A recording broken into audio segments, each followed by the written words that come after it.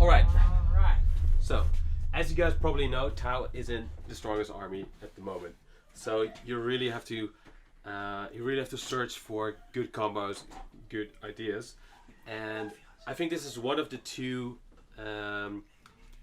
ways you can make a competitive Tau list. The other being a Farsight list with crisis suits. I didn't have any crisis suits painted, so instead I'm bringing you these Riptide lists.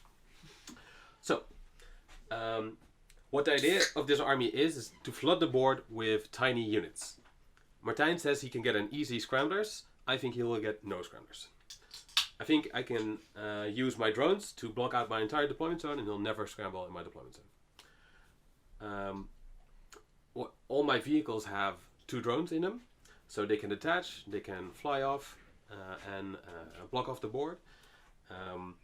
They're also good for holding objectives. They're also quite fast. So let's see. Let's start with the army. It's 2 patrols. No, it's not 2 patrols. It's one. It's 1 battalion.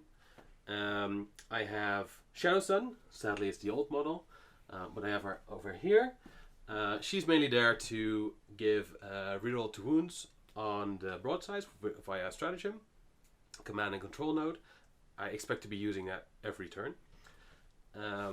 Furthermore, what she does is her drones are quite good. She gives reroll 1s to 1 unit in shooting phase within 3 inches. The other guy is my warlord.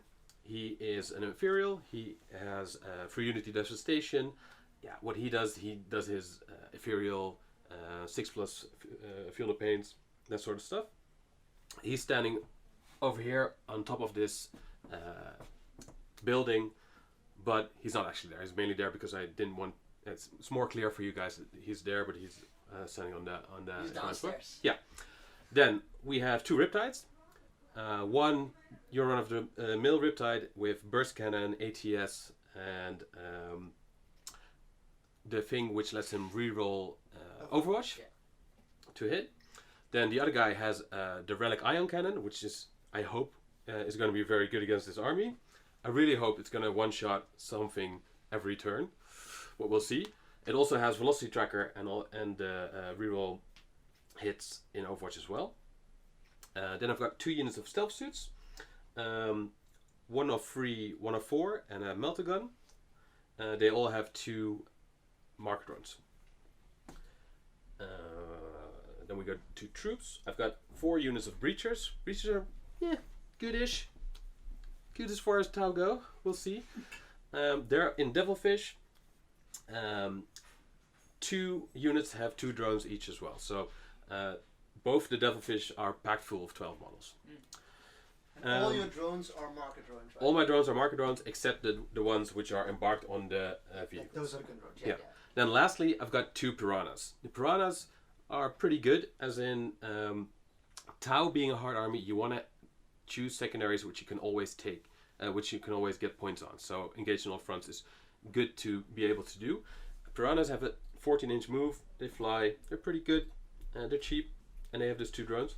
So that's why I have them. I didn't take engage, but it's still a good utility pick to have.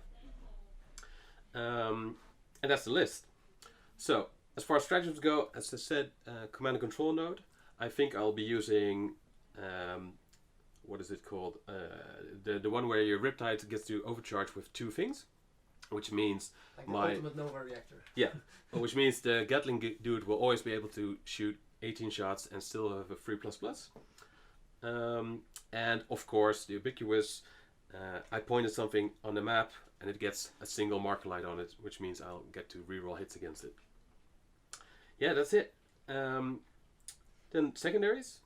I chose domination. It being a 5 objective game means it's easier to do.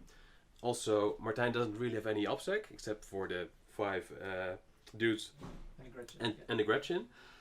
So it's easier to get. I also took Bring It Down, which is kill enemy vehicles. Well, almost his entire list is vehicles. So it's basically just, if I kill something, I get a point. That's the idea. And I've got the mission specific one, which means that if I hold the center objective, I'll get 3 points. Which hopefully stacks with domination and means that I'll be getting 6 points every turn. So that's it. The board being as it is, it has some fire lanes, which is good for me, but it also means I wasn't able to hide my entire army. It's also good for me as well. Yeah, and Martijn's list is surprisingly shooty. It's very shooty. So he might just destroy an entire... Outgun the tower! Yeah. What's this? What's this madness? It's easier to do than most people think. Yeah. I think orcs are and shooty aren't that bad at the moment. Especially with the death scrolls. I agree. Well, we'll see. We'll see. So, as you guys might be able to see, I hid almost everything, and the stuff I wasn't able to hide, I put in terrain, so it would get the -1 to hit. Yeah. The only thing I'm kind of worried about is this piranha over here. If he moves out, he'll be able... or something. Yeah. And then we have, of course, the riptides over here. So they are very safe. Yeah, the riptides are safe. So we'll see. It's going to be a tough game. Yep, it is.